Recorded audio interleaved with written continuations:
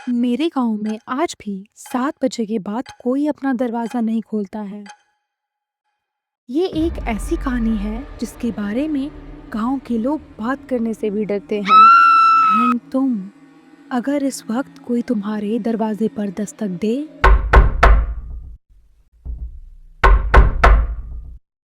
तो मत खोलना। वो वही है, द हैंगिंग ग्रैंडमा। और अगर तुमने दरवाजा खोला और जो उसे चाहिए वो तुम्हारे पास नहीं हुआ तो वो तुम्हारी आखिरी रात होगी। ये कहानी 3 साल पहले शुरू हुई थी। हमारे गांव में एक बूढ़ी औरत रहती थी, बिल्कुल अकेली, क्योंकि उनके फैमिली के सारे मेंबर्स मर चुके थे। वो एक बछड़ा पाला करती थी। परिवार के खत्म होने के बाद वो औरत उसी बछड़े को अपना परिवार मानती थी। रोज सुबह जंगल जाती, ताजी घास लेके आती ताकि उसका बछड़ा भूखा ना रहे। लेकिन वो कभी अपने लिए खाना नहीं बनाती थी। गांव में करीब 60 घर हैं और उस औरत का एक रूटीन था। वो रोज रात को एक घर जाती और खाना मांगती और लोग उसे बूढ़ी बेचारी समझकर खाना दे देते। 2 महीने में सारे घरों का खाना खा लेती और फिर पहले से शुरू करती। ये सिलसिला लगातार 2 साल तक चलता रहा। यहाँ के लोग उन्हें खाना तो दे देते थे, पर अंदर ही अंदर उनसे तंग आ चुके थे। कुछ तो उनसे नफरत करने लगे थे। और फिर एक दिन जब वो बूढ़ी औरत एक घर में खाना खाने गई तो उस घर के एक आदमी ने खाने में जहर मिला दिया। बूढ़ी औरत ने खाना खाया और वहीं मर गई। उस आदमी ने बचने के लिए उस औरत की लाश को घसीटा और गांव के नाले के पास एक सूखे पेड़ पर लटका दिया, जिससे लोगों को लगे उस औरत ने सुसाइड किया है। मरने से पहले वो हमेशा एक ही बात कहती थी, मेरे मरने के बाद मेरे बछड़े का ध्यान रखना। उसे हरी घास बहुत पसंद है, उसे वही देना और भूखा मत रखना। सब उनकी हाँ में हाँ मिलाते थे, लेकिन उनके मरने के बाद किसी ने उस बछड़े को घास तो क्या पानी तक नहीं दिया। इवन जहाँ औरत ने बछड़े को बांधा था, लोगों ने उसे वहां से खोला तक नहीं। सब अपने अपने काम में बिजी हो गए। कुछ दिनों में भूख से तड़प कर वो बछड़ा भी मर गया। सबको लगा कि अब उनके ऊपर कोई बोझ नहीं है। पर जिस दिन बछड़ा मरा, उसी दिन शाम को 7 बजे एक आदमी के घर पर दस्तक हुई। जब उसने दरवाजा खोला तो उसके पसीने छूटने लग गए।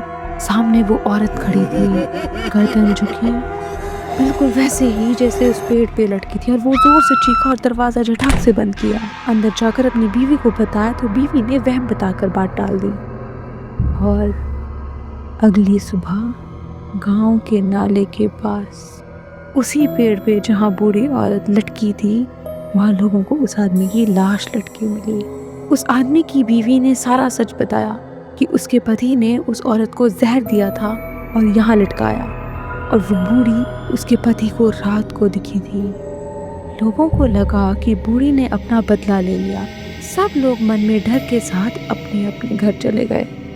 उस रात फिर एक घर में दस्तक हुई और फिर किसी ने डर के दरवाजा बंद किया और फिर अगले दिन उसकी मौत हो गई। ये सिलसिला 3 दिन तक चलता रहा। 3 दिन में 3 मौतें। लोगों को समझ आ गया कि वो बूढ़ी औरत जैसे पहले हर घर जाती थी, वैसे ही सबके घर इस बार खाने के बजाय सबको मारने जा रही है। चौथे दिन वो औरत फिर एक घर पहुंची। वहाँ एक समझदार बुजुर्ग रहते थे। 7 बजे शाम को बूढ़ी ने फिर दस्तक दी।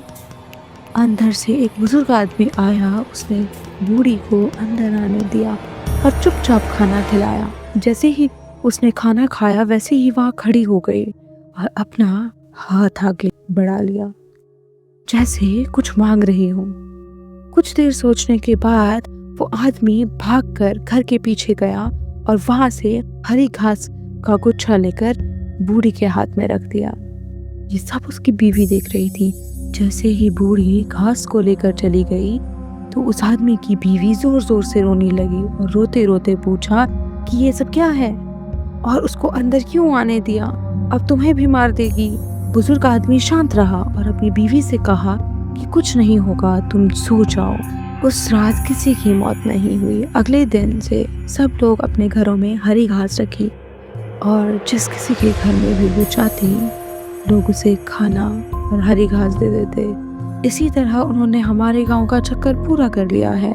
उसके बाद वो हमारे गांव में कभी नहीं दिखी, लेकिन लोग कहते हैं अब वो आसपास के गांव में घूमती रहती है और वहाँ का चक्कर ख़त्म करके और कहीं चली जाती है।